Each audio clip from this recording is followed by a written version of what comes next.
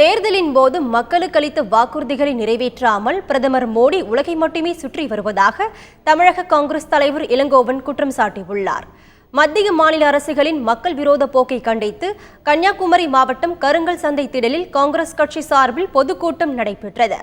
இதில் கலந்து கொண்டு பேசிய கட்சியின் மாநில தலைவர் EVKS இளங்கோவன், பெண்கள் விடுதலைக்கு அவர்கள் சுதந்திரமாக செயல்பட இந்திரா காந்தியும் சோனியா காந்தியுமே காரணம் என்றார்.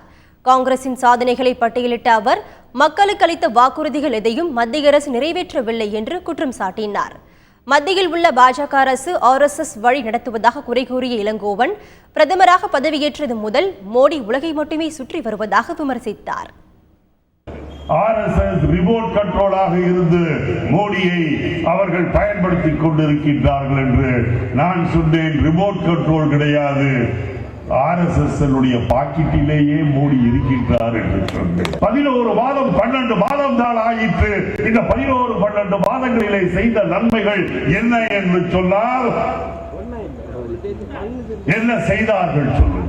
இந்தியாவிலே பாதிக்கப்பட்ட மக்களை போய் பார்க்கின்ற, ஆறுதல் சொல்கின்ற அந்த வேலையை செய்தாரா மோடி என்று சொன்னார். செய்யவில்லையே. தொடர்ந்து பேசிய அவர், DSP விஷ்ணுபிரியா தற்கொலை விவகாரத்தில் தமிழக அரசு சார்பில் அனுதாபம் கூட இதுவரை தெரிவிக்கப்படவில்லை என்றார். தமிழகத்தில் பல்வேறு பகுதிகளில் மின்வெட்டு இருப்பதாக குற்றம் சாட்டிய இளங்கோவன், தொழிற்சாலைகள் மூடப்படுவது தொடர்பாக குறை கூறினார். மதுக்கடைகளை மூட வேண்டியது அவசியம் என்று கூறிய அவர், வரவுள்ள சட்டமன்ற தேர்தலில் அதிமுக தோல்வியை சந்திக்கும் என்றார்.